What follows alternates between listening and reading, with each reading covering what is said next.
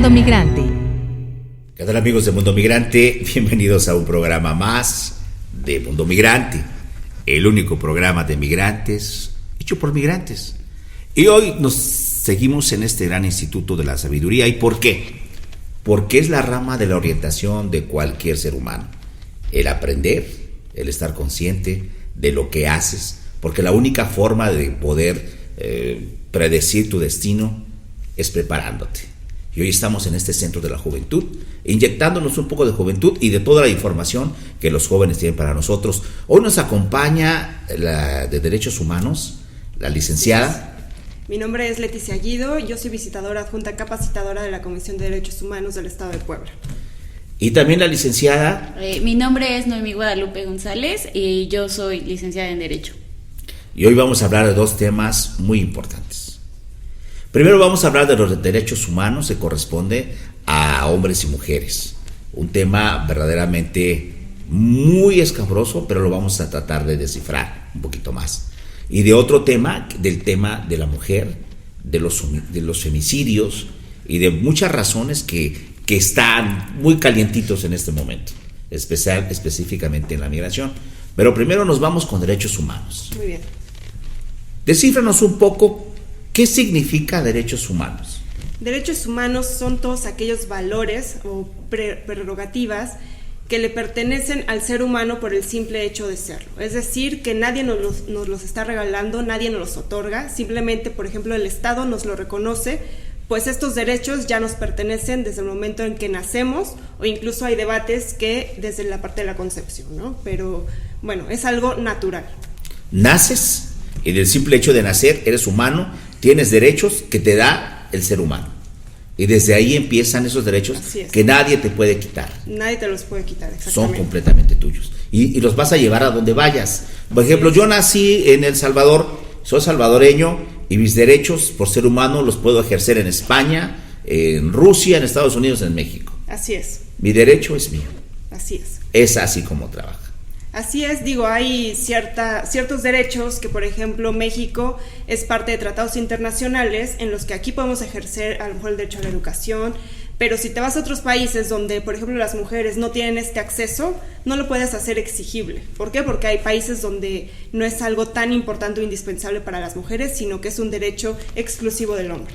Bueno, pero afortunadamente los migrantes o las mujeres migrantes casi no migran a esos países, por lo regular allá en otros continentes donde no hay, ¿verdad? Pero aquí específicamente, vamos a decir, yo soy un migrante de Centroamérica, de Honduras, de cualquier parte de la región, porque la pobreza es mundial, ¿no? La pobreza es mundial. Y ahora vamos a hablar de la pobreza un poquito, después nos metemos con el tema de la educación. Cuando decidimos migrar a cierta edad, los jóvenes, vamos a hablar niños, mujeres, adultos y jóvenes, ¿tienen los mismos derechos o se clasifican por edades y por género? No, todos tenemos los mismos derechos en igualdad. Claramente los niños, por ejemplo, ahorita ya se habla que son titulares de estos derechos cuando hace un tiempo no lo eran, sino que alguien los ejercía en su nombre y es por eso que no tenían como que la facultad de ellos mismos ejercerlos. Pero actualmente los niños también, aunque sean menores de 18 años de edad, son titulares de sus derechos. A ver, vámonos por partes. Okay. A ver, hace años, un niño menor de 18 años no podía tomar sus propias decisiones. Vamos a ver, atoramos a un niño centroamericano aquí en Hidalgo, por ejemplo, en México, en Pachuca, en cualquier parte. No lo dejábamos avanzar porque era un niño, tenía a alguien que responder por ese niño. Así es. Ahora no, ahora el niño tiene el derecho de ser responsable por sí mismo y él decidir si avanza o se queda. Si avanza se queda, pero me refiero más a que ellos pueden hacer exigible o hacer que se respete, pedir que se respete ese derecho, ¿no? Okay. Antes los papás, por ejemplo, se tenía la cultura de que ellos podían decidir sobre educación, si era con golpes, sin golpes, si los mandaban o no a la escuela. Ahora los niños tienen esa libertad de poder acudir a las instituciones competentes y solicitar que se les respeten esos derechos. ¿Sí? Quiere decir que nosotros, los de décadas pasadas, no digo cuántas porque son muchas, así éramos, porque así fue la educación, así era nuestra educación. Nuestra educación era a través de reglazos, a través de golpes, no aprendías, entonces el maestro tenía el derecho de darte unos golpes. El maestro tenía el derecho de darte unos reglazos. Y si llegabas a casa y te acusabas con tu papá o tus padres, pues te daban más reglazos porque no solamente creían que eras burro, sino que también le faltabas el respeto a los maestros. Entonces, eso ahora ya no existe. Eso ya no existe. De hecho, hay una gran difusión para los niños en el que ellos ya son conscientes que tienen muchos derechos, ¿no? Y que se pueden defender, que no tienen por qué permitir ciertas conductas de los adultos, por ejemplo, en este caso como el que usted dio, de que los maestros tenían ese derecho de golpearlos, de darles reglazos o faltarles al respeto, ¿no? O insultarlos, sí, cierto. Sí, claro. Y actualmente ya no es así. Ellos saben que tienen el derecho de ser respetados tanto físicamente como psicológicamente, ¿no? Y eso es un gran avance porque los niños ya no necesitan que sus papás les den permiso de pedir respeto. Quiere decir que en ese punto hemos avanzado. Mucho, sí.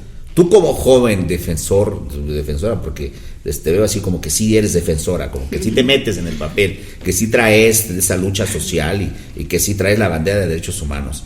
¿Tú ves realmente el cambio a favor de que ahora se enseñe sin golpes, se enseñe con actitudes, se enseñe con un poquito más de valores, de palabras y ya no se retroceda? ¿Estás de acuerdo en eso? Claro, yo sí creo que ha habido un gran avance, pero como en todo avance muchas veces se va más allá, en el que se pasa un límite, ¿no? Actualmente la mayoría de los maestros dicen que ellos ahora son un grupo vulnerable porque los niños saben tanto de sus derechos, pero no les hemos enseñado cuáles son sus obligaciones. Entonces quiere decir que ahora los papeles se reinvierten. Ahora los maestros de 40, 50 años quisieran repetir como fueron educados, y entonces los niños de entre 12, 14 años se rebelan, y es cuando entonces los maestros empiezan a pensar que pierden ese poder de control dentro de las aulas, que realmente ellos saben que están abusando. Sí. Y es cuando empiezan a hacer sus marchas y sus disparates, porque quisieran tener el control otra vez de seguir llevando al México que es la idea actual. Sí. Y ustedes como jóvenes en este momento se dan cuenta de que no es así, la línea no era así. Así es. La línea es totalmente perdón. El sistema educativo pues ha ido cambiando, ¿no? Como usted dice, antes a nuestros papás los enseñaban de cierta manera violenta, por llamarlo de alguna forma. Ahora pues era violenta, sí, no lo vamos a llamar de una forma, era forma violenta. Ahora pues el sistema educativo debemos comprender que no es el mismo y que pues estamos en otro siglo, en otros años, y que ahora pues los derechos humanos, como dijo aquí la compañera, son prerrogativas pues indispensables para el desarrollo humano. Se habla mucho de derechos humanos, sí, que si los derechos son para los humanos o que si los humanos tienen derechos, porque la verdad se rompen. Hay veces que vemos muchas injusticias, por ejemplo, cuando sueltan a un criminal que no tenían que haberlo soltado, entonces llega a derechos humanos, y de otro lado abusan de otra persona cuando no debieran de haber abusado. Entonces sí está muy complejo, está muy complicado la situación de derechos humanos. ¿Cómo la ves tú como joven, como líder de derechos humanos? ¿Qué propones para el cambio? Yo propongo que se impulse o se siga impulsando la educación, y a través de la educación se van a hacer este cambio de ideologías. Entonces lo que tú quieres hacer es que la gente nos empecemos a educar de que qué es un humano con derechos. Sí, así es. Y que no rompa los derechos del otro humano. Así es. Y eso nos va a tomar tiempo, ¿no? Pero digo, ¿por ahí voy? No, claro que sí. De hecho, todo cambio social lleva mucho tiempo, ¿no? Y eso lo hemos visto a lo largo de la historia. Para que existan modificaciones, no tiene que pasar 1 o 2 años, tienen que pasar incluso décadas o siglos. Pero ¿cuándo van a empezar ustedes? Nosotros ya empezamos, ya empezamos. Ya están en la lucha. Sí. Ya están dentro de... Claro, es muy debatible, hay distintas perspectivas. Hay personas que ya han vivido ese cambio positivo, hay personas que todavía no, pero se está luchando para que ellos sean los que ya lo empiecen a no. Yo nada más quería hablar de cuál es la facultad de la comisión, perfecto, que es investigar las supuestas violaciones a través o por medio de las autoridades, ¿no? Esas son las violaciones que nosotros investigamos. Okay. Bueno, para poder tener yo una opinión certera de que se está violando algún derecho humano, primero se tiene que hacer una investigación, ¿sí? O al menos que sea una prueba que sea muy evidente, ¿sí? Para determinar que una persona sí cometió algún delito, no se puede hacer sin hacer antes una investigación. Quiere decir que tú no tomas una determinación a la ligera. Tú llegas, escuchas el tema y de ahí tomas una percepción y de ahí empiezas a investigar para que tu respuesta sea la correcta. Así es. Digo, finalmente no es tomada nada más como dicen en ese momento, porque las noticias nos llegan y nos llevan y agarraron a Pedro, pero Pedro llegó a derechos humanos y lo soltaron. O sea, no es así. No es como nos los ponen en las noticias de 3 segundos, donde pasan y tienen 5 segundos para dar una noticia y la noticia la rompen. O sea, no funciona así. No. Tú llegas, investigas primero, te enfocas en la causa, ves realmente el problema y después toma la decisión si fueron violados los derechos, sí o no. ¿Así funciona? Así funciona. El mismo sistema mexicano, el de justicia penal, nos dice que una persona no puede ser declarada culpable hasta que se haga la investigación, ¿no? Y se emita una sentencia, si es que así lo amerita. No es así. Digo, finalmente nosotros tenemos un trabajo que es susceptible de críticas.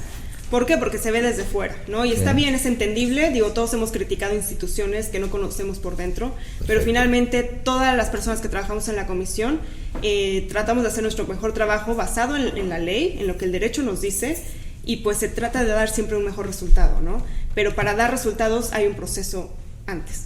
El proceso judicial que marca los términos y condiciones. Yo quería comentar, ¿no? Que los derechos humanos aquí en México, pues por eso se hizo una reforma constitucional donde dejan de ser garantías individuales, el capítulo del 1 al 29, y pasan ahora a ser derechos humanos, que son prerrogativas garantizadas para todos los mexicanos. Despacito, porque te fuiste muy rápido. En ese mismo contexto de la reforma constitucional, se reformó el sistema penal, precisamente con aras de garantizar más derechos durante el proceso penal. Es decir, cuando yo cometo un delito, no se me detenga porque ahí esto estuviera cayendo en alguna violación sobre mis derechos humanos, sin antes, como dice la compañera, hacer una investigación con respecto al delito y determinar si es que sí yo soy culpable o inocente. Exacto.